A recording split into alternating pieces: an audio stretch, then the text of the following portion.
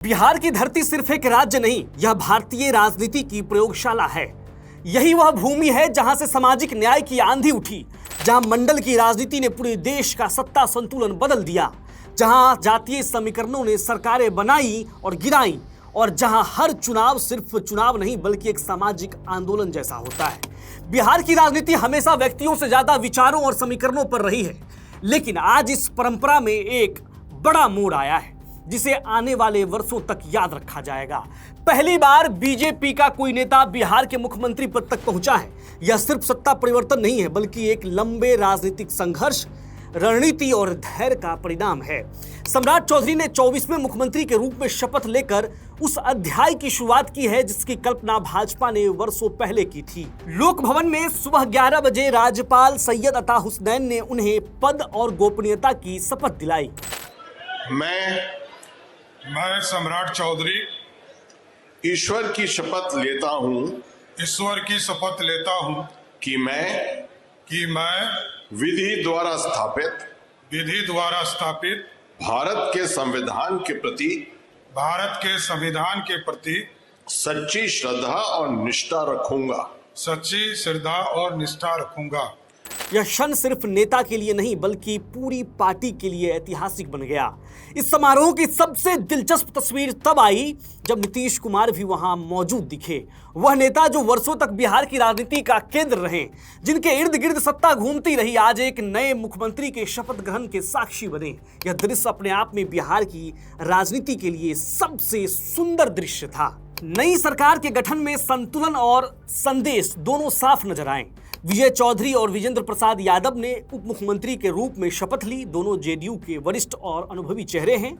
यह कदम स्पष्ट करता है कि गठबंधन की राजनीति में संतुलन बनाए रखना अभी भी उतना ही जरूरी है जितना पहले था।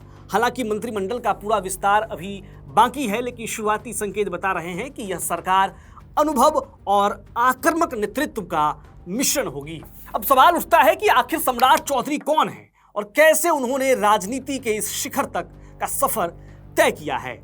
तो आपको बता दें कि सम्राट चौधरी का जन्म 16 नवंबर 1968 को बिहार के खगड़िया जिले में हुआ। उनके पिता शकुनी चौधरी खुद एक बड़े नेता रहे और राज्य की राजनीति में उनकी मजबूत पकड़ थी। राजनीतिक माहौल में पले बढ़े सम्राट चौधरी के लिए राजनीति कोई नया क्षेत्र नहीं था बल्कि यह उनके जीवन का स्वाभाविक विस्तार था। उन्होंने अपने राजनीतिक करियर की शुरुआत वर्ष 1990 के दशक की शुरुआत में की। यह वही दौर था जब बिहार में लालू प्रसाद यादव का उदय हो रहा था और सामाजिक न्याय की राजनीति अपने चरम पर थी। सम्राट चौधरी ने 1999 में सक्रिय रूप से राजनीति में कदम रखा और राष्ट्रीय जनता दल के साथ जुड़े। उस समय राजद बिहार की सबसे मजबूत राजनीतिक ताकत थी और युवा नेताओं के लिए यह सबसे बड़ा मंच बना था। वर्ष 2000 में सम्राट चौधरी पहली बार विधायक बने। उन्होंने प्रवक्ता विधानसभा सीट से चुनाव जीता। यह उनकी पहली बड़ी राजनीतिक सफलता थी। इसके बाद 2005 में भी उन्होंने अपनी राजनीतिक पकड़ बनाए रखी और राज्य की राजनीति में अपनी पहचान मजबूत की।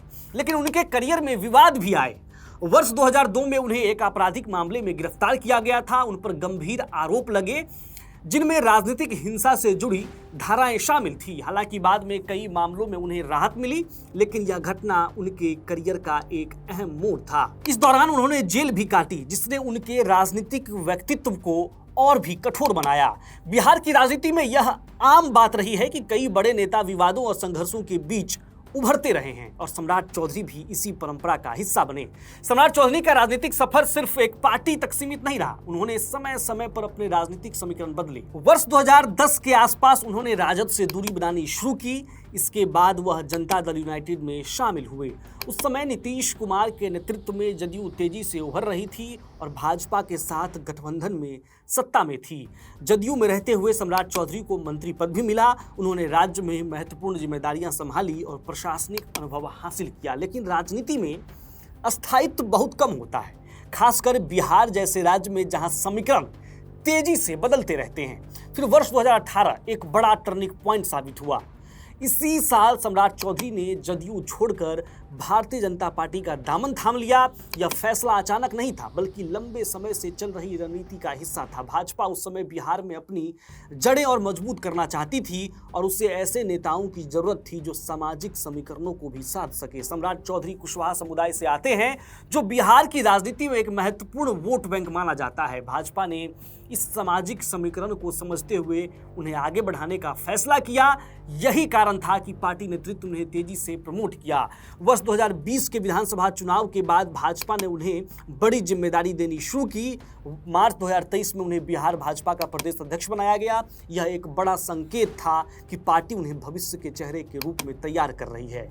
प्रदेश अध्यक्ष बनने के बाद उन्होंने संगठन को मजबूत करने पर जोर दिया, जमीनी स्तर पर पार्टी की पकड़ बढ़ाने में काम किया। जनवरी 2024 में बिहार की राजनीति ने एक और बड़ा मोड़ लिया, जब गठबंधन बदला और भाजपा फिर से सत्ता में आई।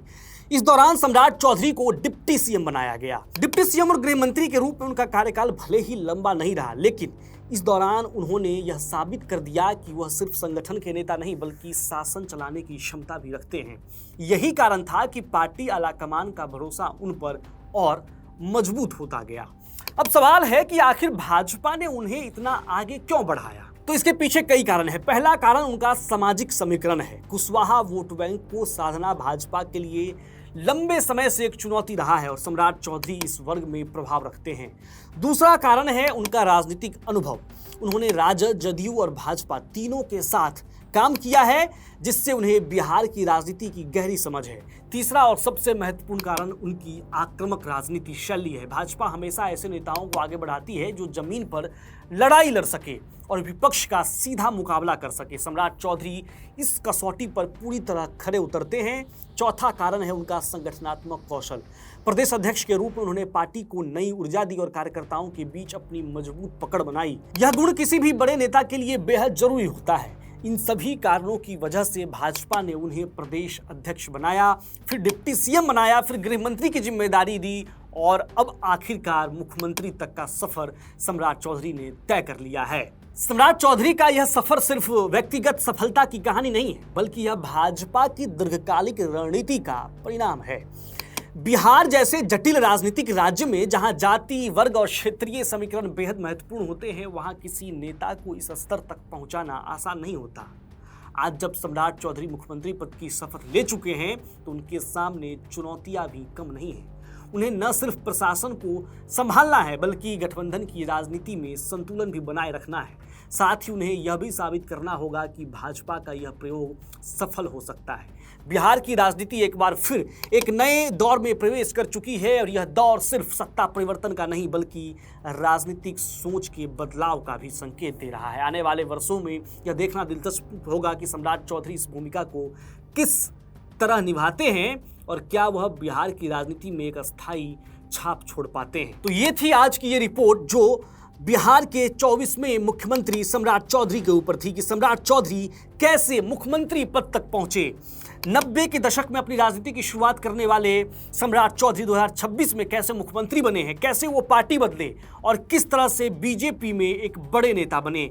उस बीजेपी में, जिस बीजेपी के बारे में कहा जाता है कि दरी बिछाने वाले को वो बड़ा नेता बनाते हैं, लेकिन सम्राट चौधरी जो 2017-18 में भारतीय जनता पार्टी में शामिल हुए और आज 2026 में मात्र 9 साल में बीजेपी के पहले सीएम बने हैं बिहार में।